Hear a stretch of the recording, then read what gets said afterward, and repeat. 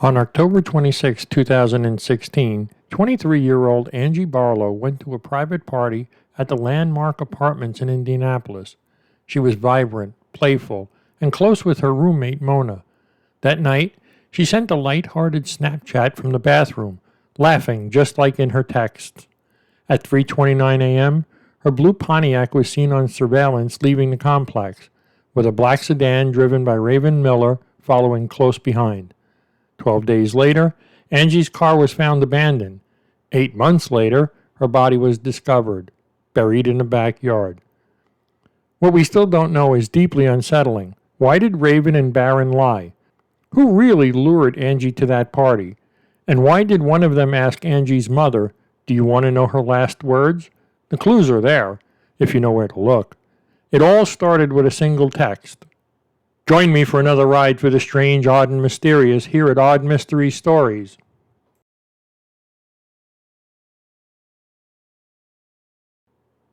The offer seemed simple enough, just a private party gig for fast money, right after Angie got back from Miami.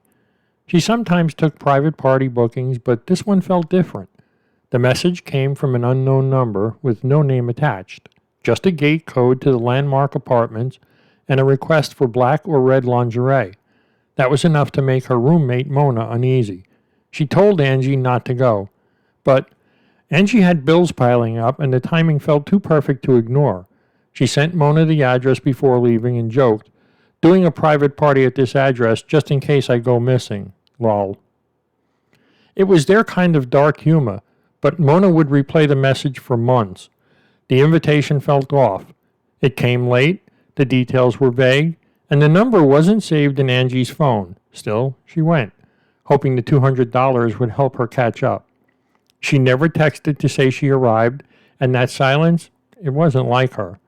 Later, the supposed party hosts, Raven Miller and Barron McCullough, claimed they hadn't invited her, but phone records showed links between their circle and Angie's number before that night. Their story was the first thing that didn't add up. Police know that predatory gigs often target people who are low on cash. The timing of this invite, the vagueness, the pressure, it all pointed to someone who may have known Angie was vulnerable.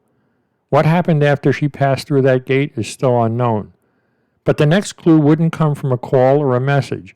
It came in the form of a single image mirror selfie taken in that apartment's bathroom.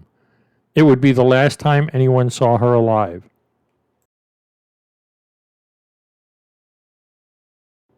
That night, two clues would shape everything that came after.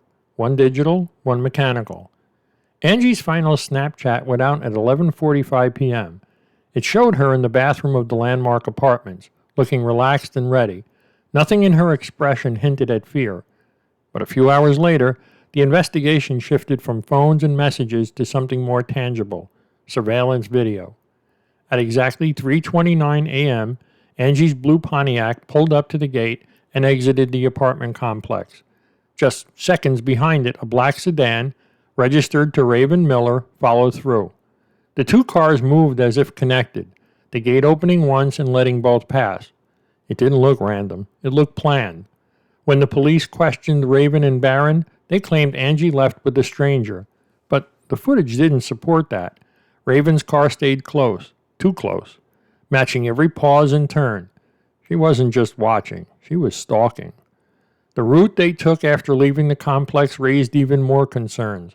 Raven said they all went home, but the path on camera didn't match any known address connected to her or Barron. Then both vehicles vanished from traffic cams for over an hour, the same window when Angie stopped replying to anyone. When cameras picked back up, only one car was seen, Raven's. Angie's Pontiac was gone. Police began to ask other questions. Was Angie even in the right apartment when she filmed that Snapchat? Did anyone actually see her leave? With no more messages, no witnesses, and no footage, the trail went cold. Until, almost 2 weeks later, Angie's battered blue Pontiac was found in a field miles from the party. What was inside would only deepen the mystery and raise even more disturbing questions.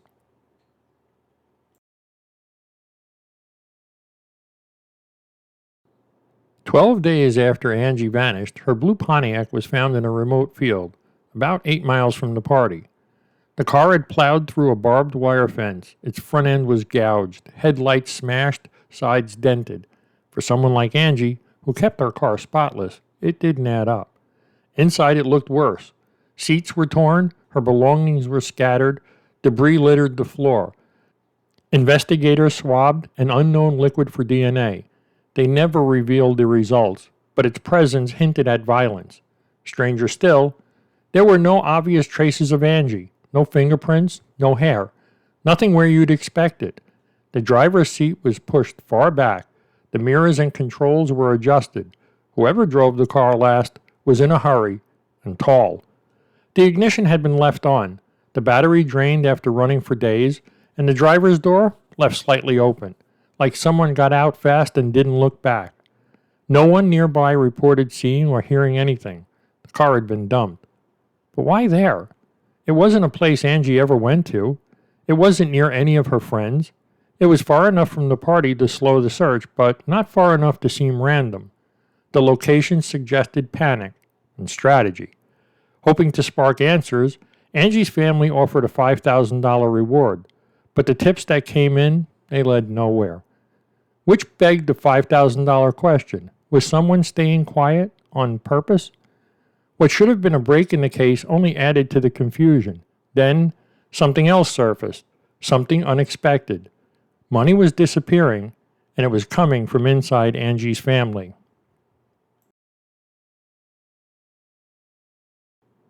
Not long after Angie vanished, her grandmother's bank account started emptying out. First, there were a few small withdrawals. Then, almost $8,000 vanished in just weeks. Investigators were quick to notice, not just because of the amount, but because of how it was done. Whoever accessed the account used private details only Angie would have known, things she didn't write down, the kind of details you only share with someone you trust. The money trail led straight to people in Raven Miller's circle. One name popped up again and again, Michelle Brown. When police questioned her, Brown claimed she didn't even know Sharon Barlow and that she'd guessed the account number. Guessed it. Investigators didn't buy it for a second. The withdrawals were too precise, too personal. It raised a chilling possibility. Had Angie been forced to give up the details herself? Other names surfaced too. Several people close to Raven and Barron were brought in on fraud charges. It didn't look random. It looked like a rush to grab what they could before the walls closed in. And targeting Angie's grandmother? That wasn't just theft. That was a message. For detectives, this wasn't a side crime. It was a thread, one that tied Angie's disappearance to people already under suspicion. But the fraud only took them so far. Then, just when the trail seemed cold, a call came in. No name, no number, and everything changed.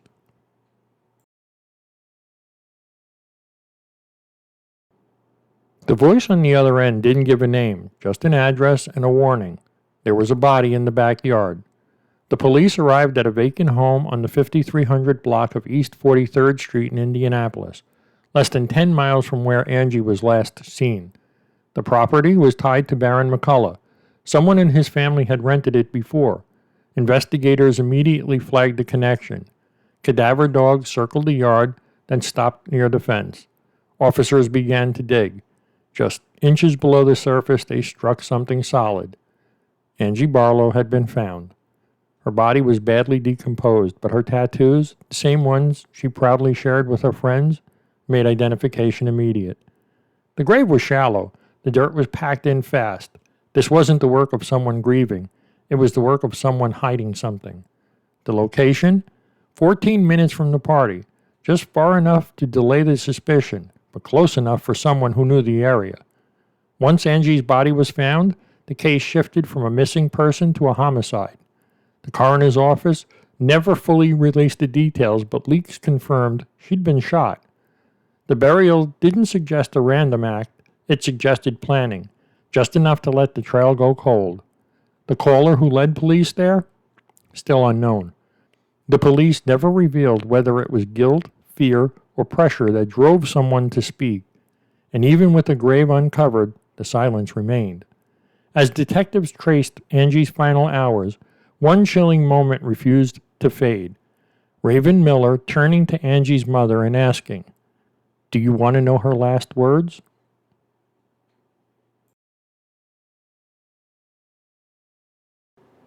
Angie's story ends in heartbreak, but not in clarity. Her body was found, her final moments hinted at, but her killer? Still unknown. Raven Miller once asked Angie's mother, "Do you want to know her last words?" That question still lingers, unanswered and haunting. The grave was shallow. The link to Baron McCullough's family was clear. The signs of panic, planning, and silence were everywhere. And yet, no arrests have ever been made. Angie's family is stuck in limbo, mourning and fighting for justice all at once. Every detail, the strange invitation, the tightly followed cars, the stolen money, leads back to the people who were with Angie that night. But without charges, the mystery continues. If you remember something from that night, or you believe someone might be protecting the truth, anything, share this video, leave a comment.